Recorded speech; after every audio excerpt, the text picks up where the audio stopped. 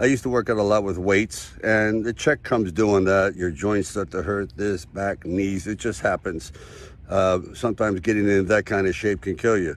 There's fantastic trainers like Cavalier on ATHLEAN-X. His videos are amazing.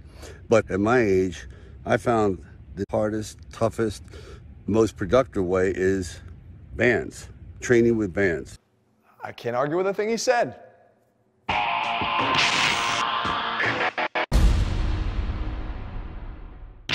What's up, guys? Jeff Cavalier, ATHLEAN-X.com.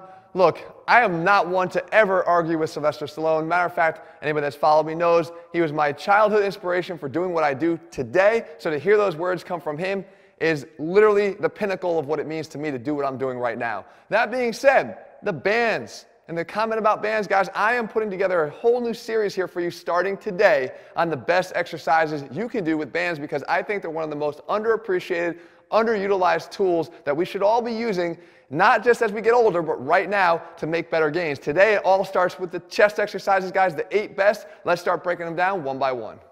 And we started right off here, guys, with a powerful one that's going to make you feel a chest contraction like maybe never before, all with the use of just a single band. And it's called the saw. It's not a crossover. Okay, a crossover would take your arm out in front of your body, but that invites a lot more shoulder into the exercise. We want to limit this as much as we can to the chest to enhance the work done by the chest. So with the saw setup, you take a band like this, you anchor it about chest height to something sturdy, you put your hand inside the band with the elbow locked in place, because what you want to do is allow the elbow to power your arm to drive across the chest. Again, it's not about getting your arm away from your chest. You simply just drive your hand across your body into adduction. If we can drive this even an extra inch, you'll feel even more of a contraction.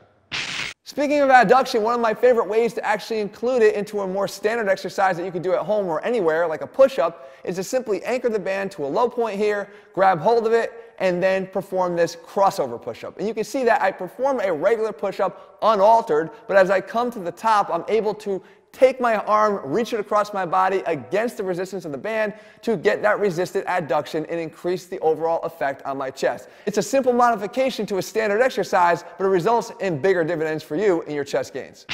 Exercise number 3, while we're talking about push-ups, is actually just a resisted push-up. And I know a lot of people have probably done this before, but are you doing it the right way?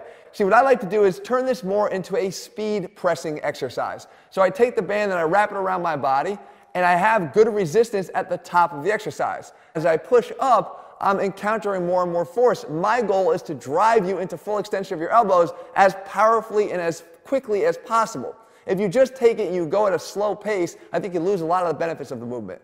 Now, we don't have to restrict ourselves to just a push-up on the floor. If you have access to a bench and you want to turn this into a more standard bench press feel, then you simply anchor the band under the bench like this, take hold of each side of the loop, and then again, drive your hands up over your body with power and speed. Don't make this a slow exercise. The faster you go, the faster you'll start to see better benefits from it. Now, if the more traditional standing version of a banded bench press is something you're looking to do, then exercise number 4 is tailor-made for you with one very important modification. You see, we call this the wraparound press. So you take the band and once again, you anchor it to something behind you. What you do, though, is you allow your elbows to flare out a bit to the side, which is actually a natural pressing position for a standard bench press anyway. But what's important about this is it creates the sort of wraparound or the corner effect that the band has to go around, which will actually introduce some adduction stresses to the exercise too, those all-important adduction stresses. So what I do is instead of having my elbows tucked to my side and pressing straight out, by just flaring them a little bit, you can see that now the band wraps around the corner of my delt. And that right there provides the resistance that I need as I bring my hands across into adduction. You can actually see the resistance on the band change as it gets a little slack when I pull into adduction, but we're getting both the elements of pushing our hands away and across that makes this a better version of a standing press. So as we head to exercise number 5, you might be asking yourself, this is great, Jeff, but what do I do for my upper chest?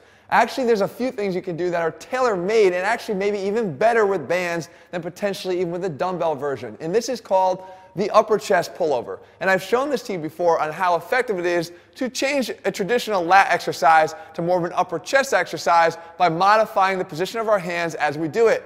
But the band actually does this even better because I hook my hands in this position on the bands, and what I'm trying to do is actually squeeze the back of my hands together, create internal rotation. Now you might be saying, wait, Jeff, In internal rotation, that never happens. Most of the times it wouldn't, but we're not actually going into elevation. We're actually bringing our arms down, away from elevation, while we get into internal rotation. So we're not looking at the same impingement stresses that we might get. But what it will do is it gets that squeeze again in adduction with our arms operating in that same position that they would be in a normal incline bench press. So we're getting that better activation of the clavicular fibers of the upper chest. Give this one a try, guys. I promise you the banded pullover will light your upper chest up like never before.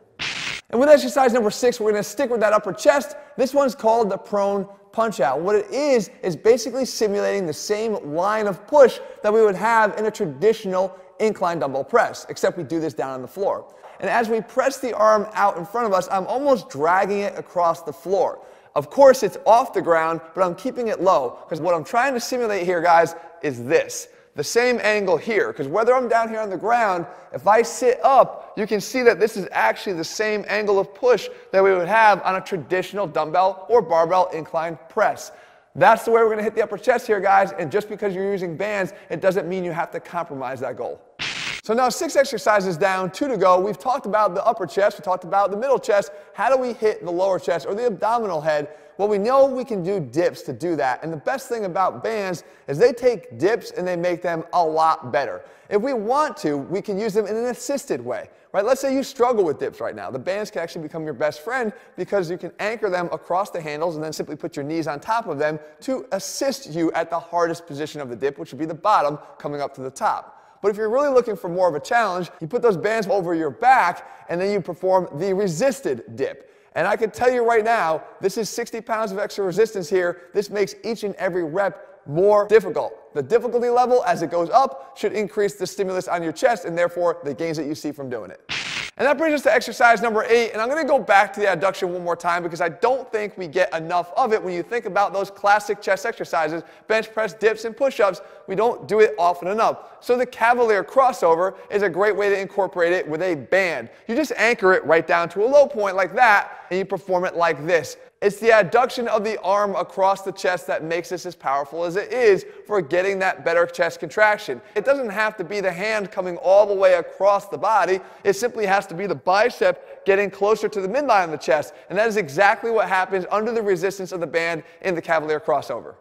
And so with that, guys, whether you're listening to Sly or to me or to both, you guys should know by now the value of bands is definitely something that cannot be underappreciated. If you're looking to do more than just your chest, guys, make sure you subscribe to our channel. And all the series here, this entire series will cover all the different muscle groups and the exercises you can do with the bands. If you're looking for bands themselves, guys, we actually have our own Elastics available over at ATHLEAN-X.com to go with all the programs that we have at ATHLEAN-X.com as well. If you like the video and you like the series, make sure you leave your comments below. Tell me what else you want to see next. And also, if you haven't done so, make sure you click subscribe, turn your notifications so you never miss a new video when we put one out. All right, guys, see you soon.